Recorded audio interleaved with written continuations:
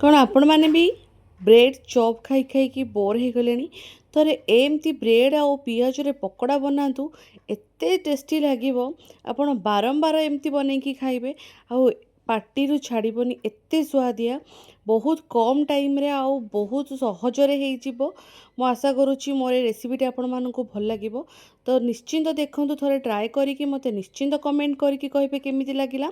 नमस्कार गुनु सोड़िया किचन को आपण मानक अनेक अनेक स्वागत।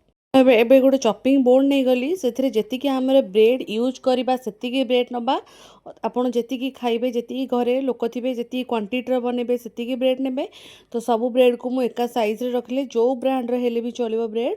तो देखो मु मझीर आपको एमती गोटे कट लगेदेवी जमी गोटे ट्रायंगल सेप्रे हो। तो देखो आपको मुझे गोटे एबे सब मुझे काटी सारापर आपको गोटे प्लेट को बाहर करनेबी।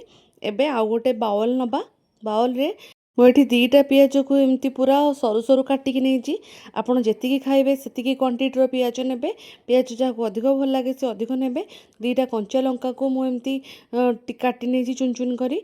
तो आपड़ जी राग खाइबे से लंका ने तो मुझे 3टा बड़ चामच रे बेसन 3 चामच आड कर आउ भल क्रिस्पी होगापाई मुझे 2 चामच कॉर्नफ्लोर नहीं आपड़ जी क्वांटिटी चाहिए से क्वांटिटी ने। तो ये मु अध छोट चामच नहीं गली काश्मीर रेड चिली भल कलर आसो आउ एठी लुण नहीं गली स्वाद अनुसार गोटे चिकेन किंग मसला नहीं आउ चाट मसला गोटे टेबल स्पून नहीं। तो देखो अल्प टिके पानी देकी मुझको गोटे थिक बैटल बनई नेबी बहुत पतला करें पतला कले ब्रेड रे जमा लगभग सब खसीज। तो मुझे गोटे मोटा नहीं कि मोटा बैटलटे बनईबी।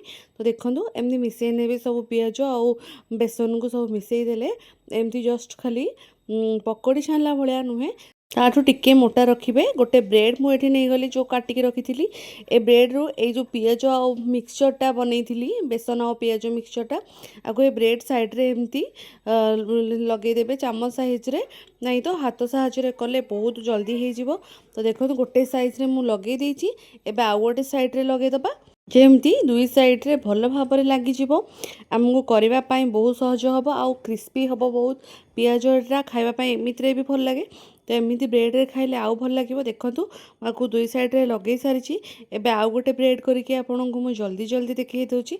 तो देखो यहाँ एमती लगिगला ताको गोटे प्लेट्रे मुझे सब बाहर करनेबी। एबे गोटे करेई नहीं जावा करेई भल भाव तातीगला तेल देदेवे आपन जी छाणियापाई तेल आवश्यक से देवे दे सारापर तेल जो पूरा भल भाव एमती फुटीज पूरा गरम हो सारापर मीडियम फ्लेम करदे तापर आमर ब्रेड गुड़ाक पकेबे न बेसी जल्दी पोड़बनी आउ भल भाव क्रिस्पी हो। देखो ये मोर हो सारा आपको मुझे भल भाव एपट सेपट करके क्रिस्पी है पर्यंत छाणी नेबी। एबे मोर हो सारा आपको मुझे काढ़ी नेबी गोटे प्लेट को। देखो मोर केते सुंदर देखा खायापाई भी बहुत टेस्टी होता। थोड़े एमती संध्या बेले छोट मोट भोक एमती ट्राए करूँ बहुत बढ़िया लगे। तो दर्शक बंधु आपण मानक जदि मो रेसिपी गुड़ा भल लगुच तो लाइक करूँ शेयर करूँ चैनल नुआ थे चैनल को प्लीज सब्सक्राइब कर दिंतु।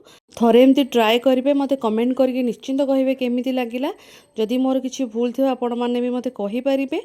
तो देखो केते सुंदर देखा रहुची आसबे आ गोटे सुंदर रेसिपी को नहीं से पर्यंत मत विदाय दिंतु। नमस्कार जय श्री जगन्नाथ।